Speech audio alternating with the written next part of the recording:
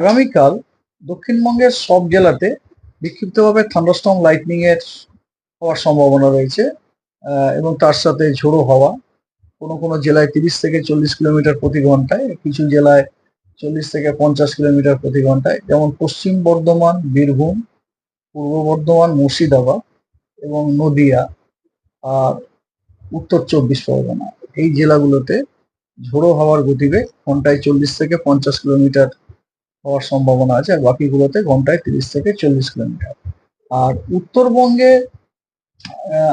আগামীকালের জন্য জলপাইগুড়ি এবং আলিপুরদুয়ার, এই দুই জেলাতে আপনার বিক্ষিপ্তভাবে ভারী থেকে অতি ভারী বর্ষণের একটা সতর্কবার্তা দেওয়া হয়েছে, কমলা সতর্কবার্তা, which is associated with thunderstorm lightning এবং accompanied, not associated, accompanied with thunderstorm lightning এবং আপনার কি বলে গাস্টি উইন্ড 30 to 40 কিলোমিটার প্রতি ঘন্টায়।